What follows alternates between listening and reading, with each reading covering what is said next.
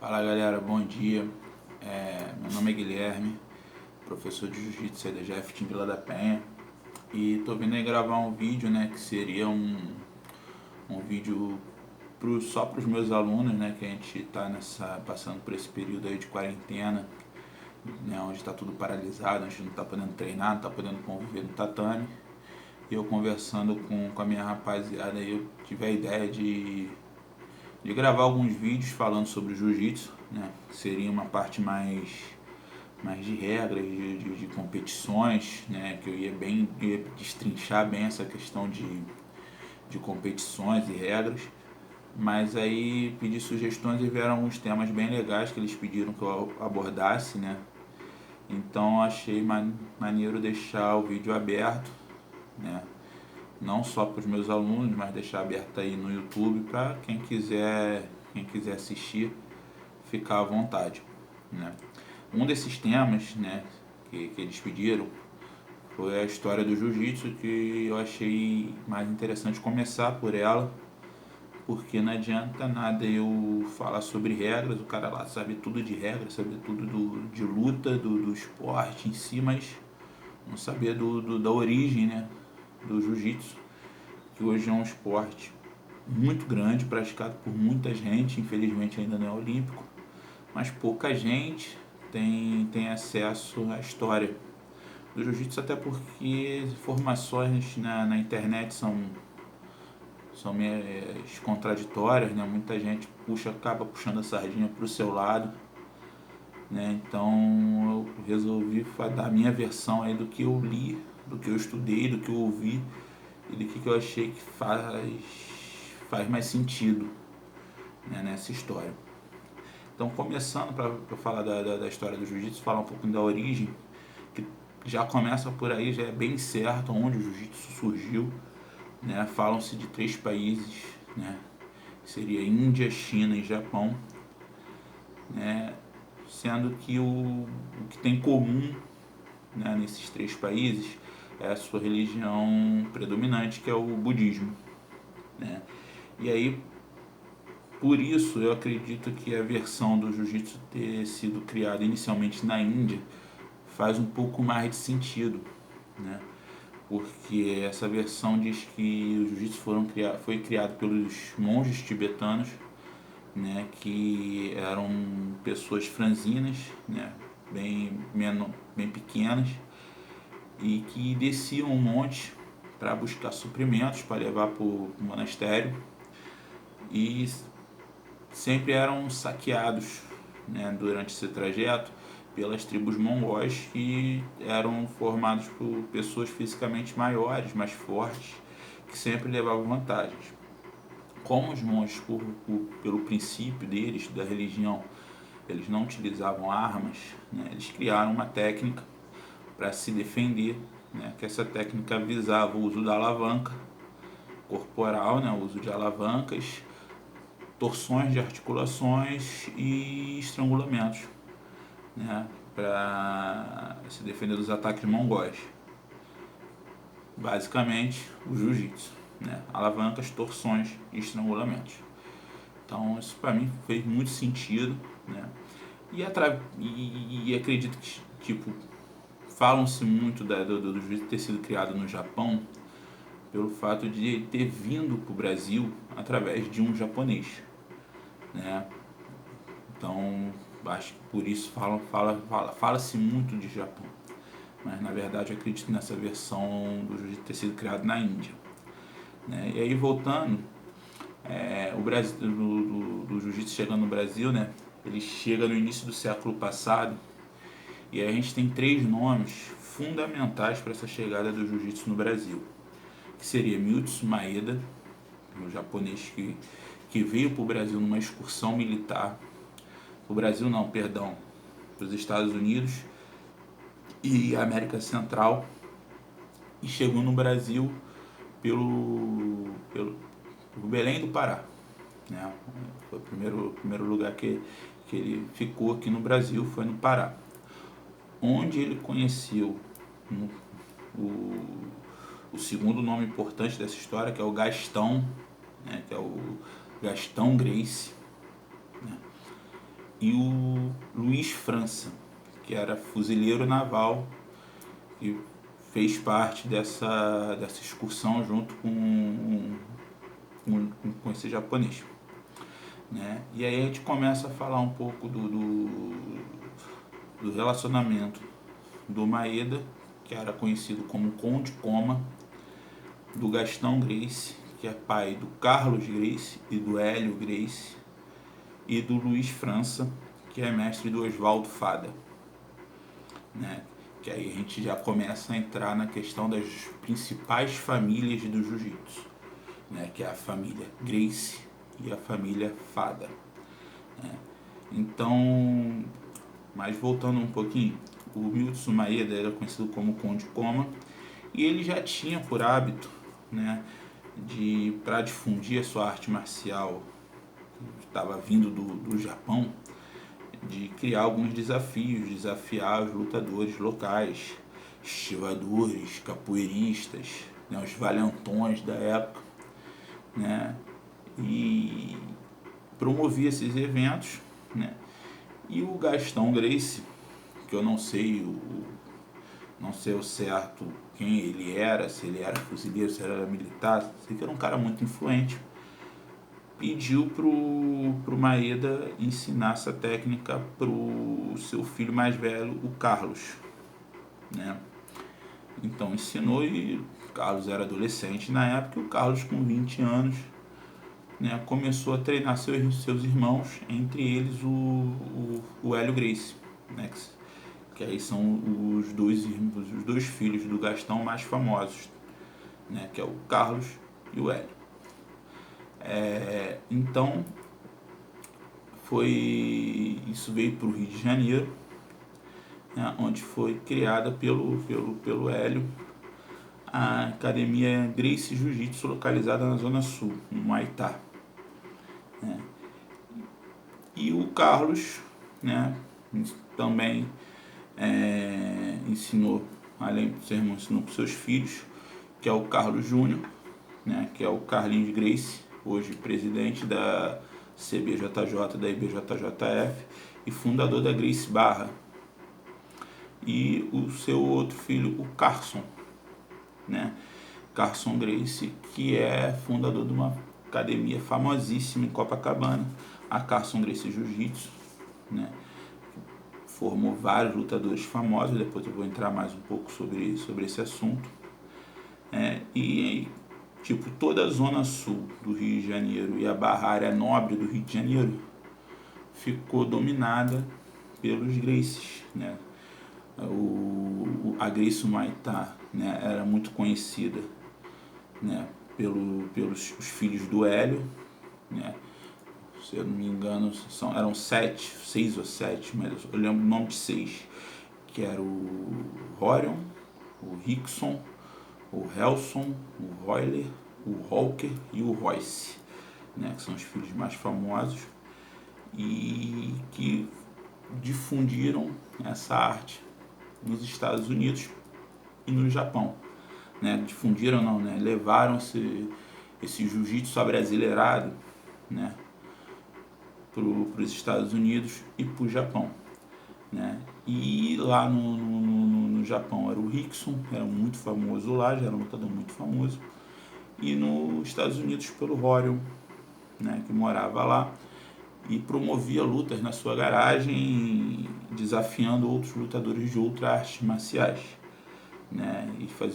E aí criou-se um torneio, né, indo na contramão da época, década de 80, ali, que o karatê era o auge, karatê e boxe, né, o boxe pelos ídolos da época, Mike Tyson, Evander Holyfield, o Muhammad Ali, e o karatê pelo filme, né, o Karate Kid.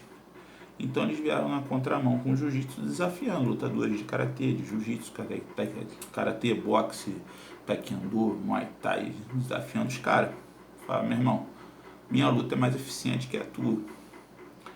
Né? Isso na garagem lá, promovendo várias lutas, até se criar o UFC. Né? O UFC ele foi uma criação dos Gracies, né, principalmente do Rorion, onde basicamente era um torneio entre artes marciais, onde o lutador, para ser campeão, tinha que fazer umas 3 lutas por noite, né? E cada um representando a sua arte marcial, ainda não existia o MMA, né? E para isso, para dar mais veracidade, chamar mais atenção, eles escolheram o Royce, né? que era o irmão mais magro e mais novo, para poder chamar muita atenção, justamente para mostrar que o jiu-jitsu, independente de peso, de força, ele pode ser muito eficiente, né? Principalmente se o mais forte não conhecer, não soubesse defender, enfim, o jiu-jitsu pode sim prevalecer, independente de peso, de força, de tamanho, de tudo. Isso chamou a atenção do mundo, né, na época. Eu lembro que eu acompanhava por fita cassete, eu ia na locadora alugar fita cassete para ver, né, os UFCs da época, né, e tipo, por essa família, né, por essa parte da família ser da Zona Sul do Rio de Janeiro e lidar com muita gente famosa, né, que tem até eu não sei exatamente quem fala, um dos alunos do Hélio fala que anda pela Zona Sul e vê nome de rua e fala, pô, esse cara é aluno do Hélio, tipo político, celebridades, militares, não, tudo aluno do Hélio. Então, por essa facilidade, os caras, eles tomaram conta e disseram que eles eram os criadores do jiu-jitsu. Eles criaram o jiu-jitsu brasileiro, que eles até hoje não chamam de Brazilian Jiu-Jitsu, chamam de Gracie Jiu-Jitsu, né? Mas a história não é bem por aí. Já ao lado do Carlos, né, que é o lado da Gracie Barra, que vem a questão do Renzo, do Ralph, do Ryan Gracie, né, que são os filhos mais famosos aí desse lado da família, né? O Ryan ficou muito famoso ali na final da década de 90, início dos anos 2000, né, por ser a figura que representava os Pit Boys. Era um cara bem problemático, né, mas quem conheceu fala que era um cara de coração enorme. Enfim, eu não conheci, não convivi nessa época, né, mas que era bastante problema, bastante confusão, né? E tem o lado daquela zona ali de Copacabana, né, Botafogo, Flamengo, Catete, que era o lado mais da Carson Gracie, né? Que Carson Gracie nada mais nada menos, ele, deixa eu ver aqui nas minhas anotações, formou alguns lutadores, né? Entre eles Amaury Bittetti, Dedé Pederneiras, líder da Nova União, Libório, Carlão Barreto, Zé Maris Perry, Murilo Bustamante, da Brazilian Top Team, Paulão Filho, lutador famoso de MMA, De La Riva, mestre Ricardo De La Riva, que fundou a equipe De La Riva, Escola de Jiu-Jitsu De La Riva, Valide Ismail, hoje presidente do Jungle Fight, né? E alguns caras mais famosos, né? Galera mais antiga vai lembrar do DJ Saddam, calça da gangue, né? Ele é faixa preta do Carson Gracie. Tem o Marcelo Alonso, repórter do Sport TV, faixa preta do Carson. Tem dois nomes famosos que não são faixa preta do Carson, mas treinaram lá na Carson, na Figueiredo Magalhães, que é o Vitor Belfort, né? Não chegou a ser faixa preta do Carson. E o Sérgio Malandro, que foi faixa marrom, que conta uma história bastante interessante, que fala que a estratégia de marketing do mestre Carson era falar para os seus alunos irem para a praia, né, arrumarem uma briga, usar o jiu-jitsu e depois oferecer para os caras que perderam essa briga, falar, pô, tu quer aprender isso aí? Vamos lá para a academia que o mestre vai te ensinar. E todo cara que ele levava, ele ganhava um mês de mensalidade grátis. Então, né, era briga toda hora lá na Zona Sul. Isso é que os caras contam, né?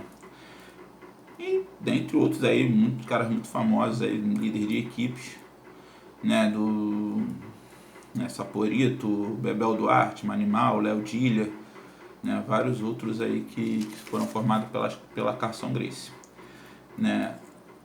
os filhos mais famosos aí da parte dos lutadores mais famosos hoje, além dos filhos do Hélio, da parte da Gracie Maitá, são Saulo e Xande Ribeiro, foram campeões mundiais, Letícia Ribeiro, que apesar do sobrenome eu não tenho certeza se é da família do Saulo e do Xande, e a Beatriz Mesquita, Bia Mesquita, né, campeã mundial também diversas vezes aí, são os principais lutadores aí da Gracie Barra, né, que já faz algum tempinho que não bota ninguém no cenário mundial do jiu-jitsu, né, a última foi a Bia Mesquita.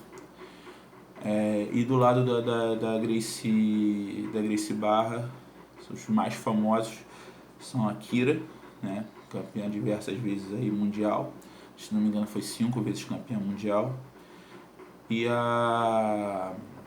o Roger Gracie, né, Roger Gracie, que acho que, se eu não me engano foi 10 vezes campeão mundial, que é um dos caras que eu gosto muito de ver lutando, que tem um jiu-jitsu que eu chamo de simples e eficiente, que eu chamo o famoso feijão de arroz temperado. Feijão com arroz temperado. O cara não inventa. O cara é campeão mundial sem inventar. Isso pra mim é o que eu mais admiro no jiu-jitsu. Né? Jiu-jitsu simples e pra frente. Então... e voltando na Gracie Maitá tem a Mackenzie. Esqueci da Mackenzie. Mackenzie também veio, hoje está no UFC também. É filha do Megaton, também da Gracie Maitá. E o Carson, né, fez muito mais história no Vale Tudo. Né? Esses caras são todos oriundos do jiu-jitsu, mas a maioria desses caras que eu falei fizeram nome no Vale Tudo. Né?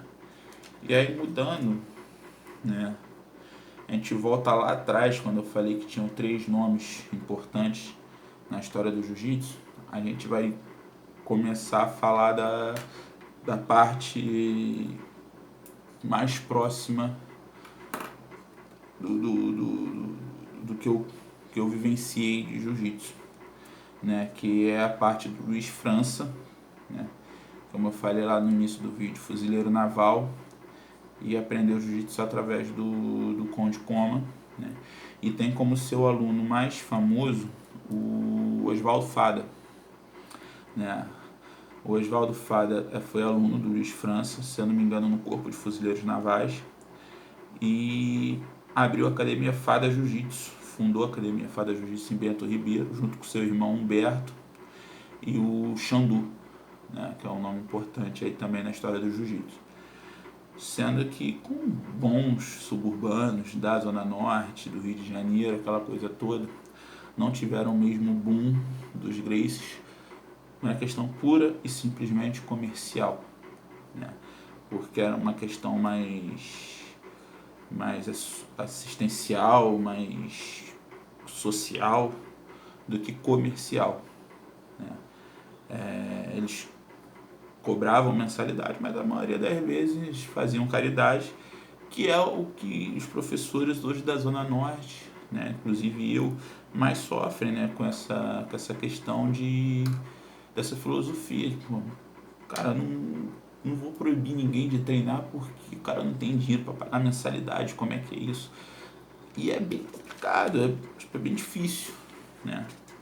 E mais pra frente, quando a gente for falar um pouquinho mais dessa questão das competições entre os Gracies e o Fada, essa parte social vai voltar à tona, né? Que foi a parte que mais influenciou aí na questão do crescimento dos Gracies e nessa nem tanta visualização dos Fadas, né? Por parte da mídia, né? Muita gente acha que eram famílias rivais e não eram, né? O Hélio Gracie e o Oswaldo Fada eram amigos, né? Tanto que o filho do Oswaldo se chama Hélio Fada por causa do Hélio Gracie. E o Hélio tem uma famosa frase que diz que sempre precisou existir um Fada para que as pessoas soubessem que o jiu-jitsu não é privilégio dos Gracies, né? Então eles se respeitavam. Não sei se eles eram amigos pessoais de convivência, mas tinha um respeito mútuo aí entre eles, né? O aluno, né, do Oswaldo Fada, que continuou essa hegemonia aí da Zona Norte no jiu-jitsu, foi o mestre Moni, né? Mestre Moni Salomão, que tinha uma academia na Vila da Penha, né? A academia era frente para a rua Marco Polo e fundos para Paulo Aquiles, né? O jiu-jitsu, a galera entrava ali pelo acesso da Paulo Aquiles, né? E academia muito famosa por chave de pé, né? A galera especialista em chave de pé, calcanhar, tudo relacionado à perna. Era a especialidade do mestre Munique, que passava para os seus alunos, né? E dentre eles, os mais famosos são o mestre Júlio, hoje líder da GF Team, e o mestre Juruna, Marcos Barreto, foi campeão mundial na primeira edição do Campeonato Mundial de Jiu-Jitsu, né? E aí, falando um pouco dessa questão Gracie versus Fada, né? Nas competições, os Fadas levavam muita vantagem em cima dos Gracies, né? Principalmente nas categorias, né, infantil, juvenil, muito com essa questão de chave de pé, que hoje foi proibida pelos Gracies, né? Algumas justamente proibidas, né? Podia causar bastante lesão, mas outras nem tanto, né? Não tinha necessidade de tanto, mas pura e simplesmente por questão de resultado eles proibiram essa chave de pé, diziam que era golpe de favelado, né? Quem dá chave de pé é favelado, enfim, uma coisa de década de 80 e 90 que, se fosse hoje, traria uma repercussão maior por essa questão mais social da coisa, né? O mestre Júlio, né, ele, né, foi trabalhar depois, seu Moninho faleceu, o mestre Júlio foi dar aula na Gama Filho, ele conta essa história, tem na internet para quem quiser assistir, né, que ele foi para Gama Filho, montou a equipe Gama Filho Jiu-Jitsu, lá o Baraúna, que também foi aluno do mestre Moni, né, o Marcos Belo, e aí veio lá da Gama Filho, veio o Gogó, veio Serginho, essa galera mais antiga, Bebezão, né? E depois que a Gama Filho acabou, né, acontecendo tudo que aconteceu lá, né, depois que seu Pedro Gama Filho morreu, acabou esse apoio ao jiu-jitsu e o mestre Júlio, ele fundou a GF Team, né, que é a Grappling Fight Team, hoje uma das maiores equipes do mundo, né, e acho que é a única entre as grandes equipes que na sua origem em nenhum momento passou algum Gracie, teve alguém formado por Gracie, né, uma equipe totalmente, né, na sua origem dos Fadas, né?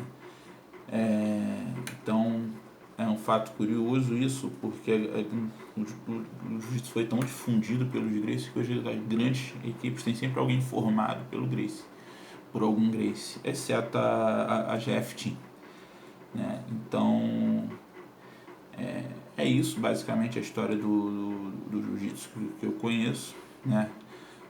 Existem duas grandes famílias, uma muito famosa e outra não tão famosa para quem não é do jiu-jitsu. Para quem é do jiu-jitsu, os Fadas são conhecidíssimos, mas para quem não é do jiu-jitsu, fala jiu-jitsu, Gracie.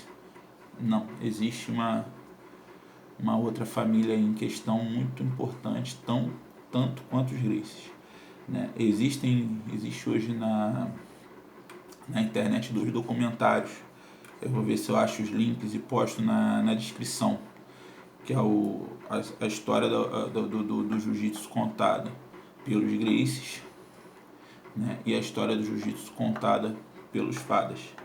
E aí sugiro que vocês assistam e cheguem nas suas conclusões sobre o que é verdade, o que não é verdade, qual é a história que faz mais sentido, qual que não faz tanto sentido, mas todas as histórias são verídicas, né? Sendo que, né, aquilo que eu falei lá no início, acabo puxando a sardinha para o meu lado um pouquinho, né, e o outro puxa para o lado dele um pouquinho, e aí a gente chega, né, nisso que hoje eu acredito ser a verdadeira história do jiu-jitsu, né? Então é isso, estou encerrando aqui, 25 minutos de vídeo aí mais ou menos, mas acho que o tema é bastante interessante. Para quem gosta de jiu-jitsu, acho que vai passar rapidinho esse tempo. E minha última mensagem aí, galera, vou tentar encerrar todos os vídeos falando disso, já que esses vídeos estão sendo originados por essa quarentena, por essa suspensão das aulas. Eu vou frisar aqui a importância de ficar em casa nesse período, de não sair, né? Eu prefiro lá na frente olhar para trás e rir, caraca, fiquei em casa 15 dias, 3 semanas à toa sem necessidade, do que chegar lá na frente e ver que, pô, o bagulho é realmente de verdade, que eu perdi pessoas importantes aí do meu convívio para uma doença que poderia ter sido evitada se as pessoas tivessem levado mais a sério essa questão da quarentena. Então, né, mensagem que fica em casa. Se você não precisa sair, não saia. Fique em casa. Show de bola? Tamo junto, galera. Agradeço aí. Os